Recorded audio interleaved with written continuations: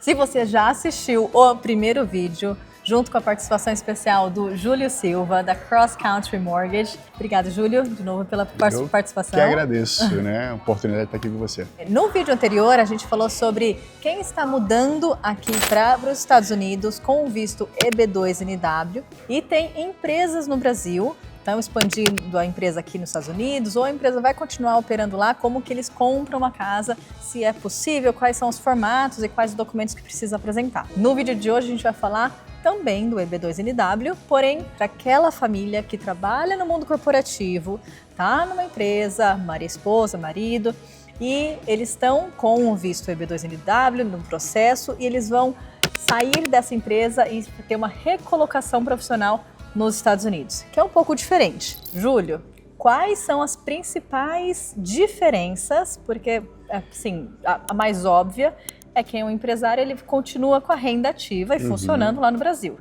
Mas quem vai pedir a demissão para se recolocar nos Estados Unidos, aí funciona um pouco diferente no formato de comprar uma casa. Isso, exatamente. Né? A gente sempre trata, né, a pessoa que é empresário, né, autônomo, empreendedor, empresário numa caixa, num tipo de qualificação, e quem é funcionário, né, vai ser assalariado, né, vai entrar no hall de funcionário de uma empresa, né, de uma outra forma, né. Então, assim, é muito legal, é até uma situação melhor, tá? Se você trabalha para uma empresa, né, se tem esse histórico de trabalho do Brasil para uma empresa, né, a gente atende às vezes muita gente de TI, né, a pessoa trabalhava para o Twitter em São Paulo, passou pelo processo de visto, veio para os Estados Unidos, né, com visto, né, das habilidades especiais, o EB2 e tal, e aqui ele arrumou um trabalho para trabalhar no Facebook, entende?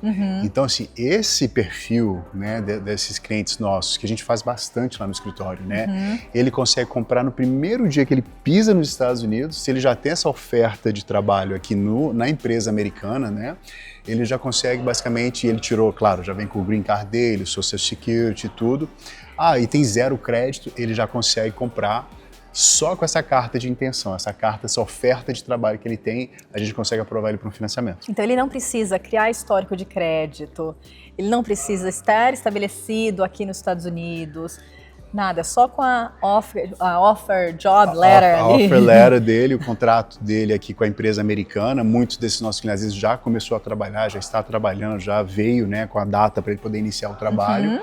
Se ele já recebeu o primeiro contra-cheque dele, beleza, né, primeiro olerite, né, do trabalho novo dele, ótimo.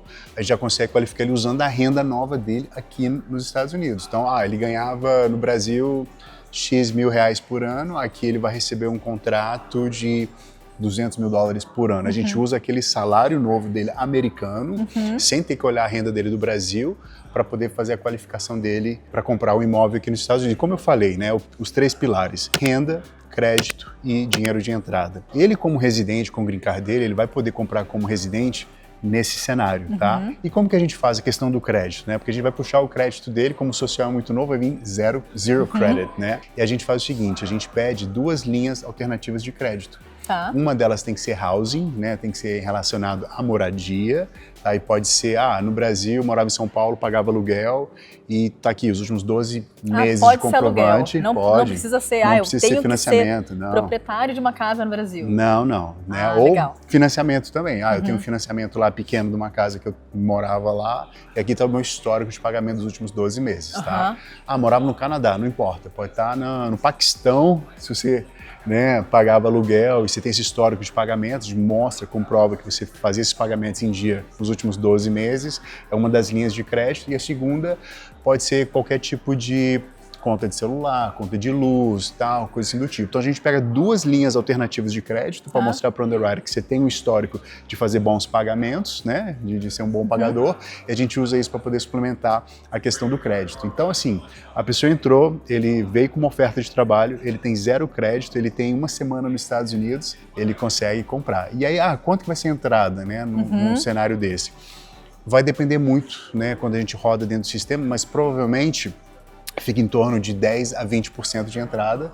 Ele pode comprar entendeu? E aí o sistema, a gente roda na hora aquele cenário, o sistema já volta. Olha, a gente consegue passar com 15%, 20% de entrada, entendeu? Então, Júlio, se a pessoa tem essa oferta de trabalho, então não é 25% como é no financiamento para estrangeiro, porque a renda vai vir aqui em dólar. Exato, exatamente. Ele já vai ter renda em dólar aqui. Então ele é funcionário de uma empresa. Então a gente trata totalmente diferente, entendeu? Entendi. Ele não tem que aguardar os 2 anos, tá? Porque muita gente confunde 2 anos de trabalho, tá? Eu tenho que trabalhar 2 anos, ter 2 anos de renda. Ok, mas tem o critério de 2 anos de histórico de trabalho também. Então a gente pega o histórico de trabalho dele do Brasil por 2 anos e ele entrando aqui como funcionário, então ele já tem um salário ali garantido, né? Perfeito. Não garantido, mas ele já tem um salário, né? Uma proposta de trabalho que ele vai ter aquele salário, a gente consegue qualificar ele com isso, entendeu? Então o salário dele novo americano com histórico de experiência naquela área de trabalho do Brasil. Esse é um ponto importante, porque o novo trabalho aqui nos Estados Unidos, ele tem que seguir a mesma linha de trabalho que teve no Brasil. Eu sou gerente de vendas da GM Brasil, tá? Então eu vou tentar um trabalho na mesma linha de trabalho, vou trabalhar com vendas ou tal, administração de vendas aqui nos Estados Unidos. Se for coisas completamente à parte, eu sou dentista no Brasil e cheguei nos Estados Unidos e consegui um emprego de tecnologia. Então, que quando acontece isso, a gente tem que mostrar que ele teve algum treino. Sim. Tá? Então, assim, eu trabalhava de tecnologia em São Paulo, eu vim para cá, fiz um curso de assistente de enfermagem e quero trabalhar nessa área. Exatamente. Então, assim, a gente documenta, usa o seu transcript da escola, o seu diploma que você formou, você fez um curso técnico, entendeu? Aí a gente consegue documentar, argumentar essa mudança de ramo. Existem caminhos. Existem, exato. Não vou ficar não é preto no branco. Exatamente. Então, cada caso é um caso, é claro. E o que é mais legal, só um detalhe mais legal sobre isso também, que, mas eu não comecei a trabalhar ainda. Eu estou mudando para os Estados Unidos agora em junho, só que eu só vou começar a trabalhar em agosto, setembro, né? Se você tiver uma proposta de trabalho aceita, claro que o banco, nós vamos fazer verificação e tal, né? Você realmente teve essa proposta de trabalho aceita. Se você vai começar dentro de 90 dias, a gente consegue já te qualificar com essa oferta de trabalho. Já aprovar, sem você ter que ter seu primeiro contra-cheque e tal. Vou te contar uma coisa. O Júlio, ele é o número 1 dos Estados Unidos em financiamentos para famílias brasileiras e para financiamentos que chama non-conventional loans, né? Que são os financiamentos mais fora da caixa. Fora da caixinha, né? Isso. E isso que ele está falando é muito importante, porque eu estou com uma outra situação, que é um brasileiro que está num processo de financiamento. E com empresas americanas, a gente como brasileiro, a gente sempre acha que financiar um imóvel tem que ser com as empresas, bancos grandes, né? Com o Chase, com o Bank of America, com o Wells Fargo, o Safra. Gente, não façam isso. É a pior burocracia, dor de cabeça. Eles não sabem lidar com os documentos de estrangeiros. Né? Eles, assim, até sabem, mas assim, não flui. Engargala muito o processo. E aí o que ele está falando que consegue aprovar até 90 dias, esse cliente, o banco falou, não, a gente só aprova a partir do primeiro dia de trabalho seu. Então o closing teve que ser postergado, o fechamento, para a data de início do trabalho dele. Pois é. Então, assim, trabalhem com quem, né, te traz confiança em primeiro lugar, mas quem sabe o que está fazendo. Porque aqui, principalmente nos Estados Unidos, existem muitas regras, né? E existem muitas pessoas também que são um pouco mais engessadas e que não conseguem expandir, né? Quais são os caminhos dentro de uma situação. Isso. Todo programa de financiamento imobiliário, ele é direcionado por um grupo de regras, né? Que a gente chama de guidelines, né? E alguns bancos, esses bancões às vezes, eles têm uma regra em cima da regra.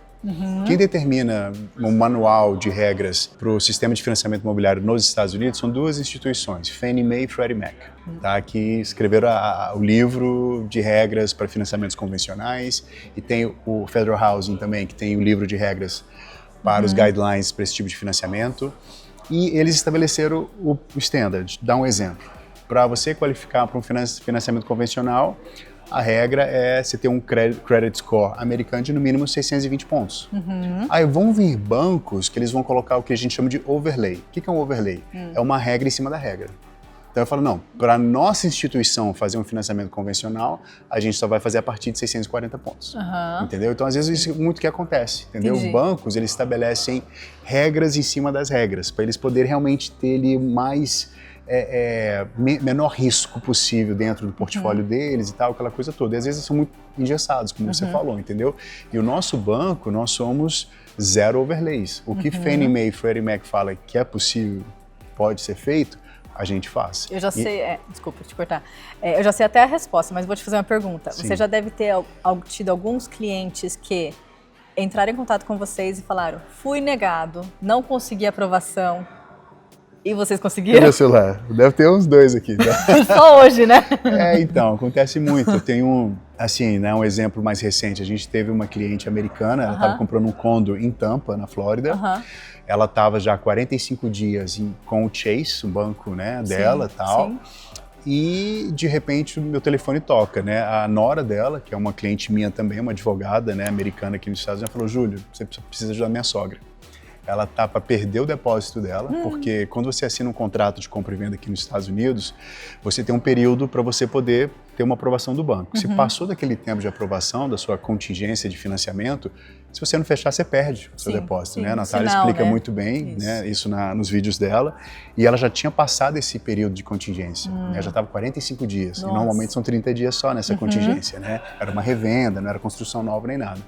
E aí, ela me liga e fala, Júlio, você consegue ajudar ela e tal, porque ela tá com esse problema. Ela falou, não, claro, me passa o telefone dela, liguei para ela na mesma hora, né? Uma senhora, ela devia estar, sei lá, com 78 anos de idade, quase 80, um doce, né? Um amor de pessoa. Ela falou, Júlio, não sei mais o que fazer, me ajuda, que não sei o que e tal. E na hora que ela me mandou os documentos, ela mandou aquela documentação toda, ela preencheu a aplicação, mandou ali, na hora que eu sentei, eu olhei e falei, cara, do dia 1 não era para ela ir por aquele tipo de financiamento. Então. Ela não qualificava no conventional loan que eles estavam tentando aprovar ela. Entendeu? Porque por causa da documentação dela, de como era feito o imposto de renda dela e tal. E aí nós pegamos aquela documentação dela, acho que faltava talvez 12 dias para o closing, né, da propriedade dela, desse condo. Só sei que a gente fez em tempo recorde. Nossa! E aí, como que eu aprovei ela? Eu aprovei ela num asset loan. Ela tinha, sei lá, acho que uns 2 milhões de dólares na conta. Ela precisava de 700 mil. Eu usei aquela regra. Ela tinha 125% do valor do financiamento. Aprovamos ela, assim, 12 dias fechamos. Ela ficou assim... Depois eu te mostro o text dela, assim, gente, tô maravilhada. Eu fiquei lá, né, 2 meses com aquele pessoal tentando aquilo e tal. Então, às vezes, muito acontece de... Quando as pessoas vão fazer um financiamento, elas caem, às vezes, né, na mão em situações, né, não vou falar na mão de pessoas erradas, que foi erro de qualificação, de estrutura, de como foi feito. Interpretação, de entender os caminhos. E porque o Chase não tem esse financiamento de assets, entendeu? Eles são só o convencional ali dentro da caixinha. E que sai um pouco da caixa e acaba recebendo uma negativa. Exatamente. E nós somos um lender, né, um mortgage lender, né, nós somos um banco que nós emprestamos o próprio dinheiro. E nós somos só isso, nós somos o lender, nós somos focados em fazer financiamento imobiliário somente e a nossa especialidade. Por isso que hoje, né, a Crossman tem os números que nós temos, a gente consegue fazer o que a gente faz e por isso que eu tô aqui há 9 anos já. Né, e não saio daqui. E por isso que eles são parceiros nossos. Isso aí. Júlio, agora uma pergunta que sempre tem. Taxa de juros, porque também essa é uma maior preocupação. Claro. Tem alguma diferença de taxa de juros se a pessoa compra assim que chega nos Estados Unidos versus esperar criar um crédito ou não? Ótima pergunta, porque olha só, juros ele é determinado pela sua pontuação de crédito, um dos fatores mais determinantes, né, qual taxa de juros você vai ter, vai ser baseado no seu crédito americano. Pontuação de crédito americana, a gente já conversou sobre isso, é de 350 pontos, 850 pontos. Claro que quanto maior for o teu crédito, melhor é a sua qualificação, o programa de financiamento, a taxa de juros. Então, o crédito mais alto ele vai te ajudar muito, né? Mas sabe o que eu falo aos meus clientes? Esse cliente do exemplo do crédito zero, tá? Tá, beleza, ele não vai ter a melhor taxa de juros, ele vai estar numa taxa de juros um pouco maior por agora. O que é um pouco maior? Vamos supor, se o mercado está a 6,5, ele vai estar talvez aí a 6,99, 7,25. Menos de 1% acima do normal. Comparado com as taxas que o Brasil tem. Não, nada é comparado com o Brasil, exato. Pouca pela oportunidade, às vezes até pela negociação da casa que teve dentro daquele momento. Também, exato. Né? Mas tem que colocar tudo na balança. Exato. O que eu falo? Os juros talvez vai ser um pouco mais alto porque ele não tem histórico de crédito ainda. Então, 2 pontos. Esse financiamento ele não vai ter penalidade nenhuma para ele poder refinanciar uma vez que ele tiver crédito. Perfeito. Tá? Então, ele pode, daqui 6 meses, fazer um refinanciamento, os juros cair e tal, ele pode obter uma taxa de juros melhor. Então, a gente sabe que aquele juros mais alto é temporário, certo? E, número 2, a gente sabe que aluguel é 100% dos juros. Você está pagando algo que não volta para você, né? Então, é aquele exemplo, vou alugar E aluguel também não está barato, né? Não, então, não está barato. Vou alugar algo, sei lá, 4 mil por mês, 3 mil por mês, vezes 6, vezes 12, é um dinheiro que você não vai ver mais de volta. Então, a taxa de juros inicial, porque você ainda está desenvolvendo o seu crédito, eu acho que não é nada que vai impedir você de entrar na sua propriedade hoje, se você tem condições, claro, de fazer essa aquisição agora, acho que faz super sentido. Sim. Não, você falou, o aluguel não está barato, e não mesmo, né? Para casa, aqui pelo menos na região do norte de Dallas, a gente está falando de um aluguel de uma casa confortável, mais nova, a partir de $3 mil por mês. Faz isso vezes 12, já é boa parte da própria entrada. Uma entrada, exatamente, né? E desde que eu me entendo de gente que eu estou nos Estados Unidos, acho que o aluguel nunca caiu, né? Só está sempre em ascensão. Mas é isso, acho que a oportunidade, né, da pessoa adquirir o seu imóvel nos Estados Unidos, né, como a gente fala, às vezes, não é o dream house, não é a casa final, mas assim, você começar, você ter seu próprio lar, porque eu acho que o mercado aqui, ele permite, né? Ele cria todas as possibilidades para você ter, né, home ownership, né? Você ser dono do seu próprio imóvel. O mercado é dinâmico, o mercado ele tem demanda, né? Para vocês terem uma ideia, a média de tempo que uma casa fica no mercado para ser vendida são 30 dias. Nossa, isso é Tenho clientes aí maravilhoso. Colocou seu apartamento, sua casa para vender no Brasil e tá aí mais de um ano, sentada. Aqui é um mercado dinâmico. Então, às vezes, realmente, não é a sua forever home, né, a sua dream home, mas é a sua home. A sua primeira home quando você chegar aqui nos Estados Unidos, e vão ter outras, com certeza. Júlio, obrigada pela participação. Eu que agradeço. Obrigado pela oportunidade. E até o próximo vídeo. Tchau!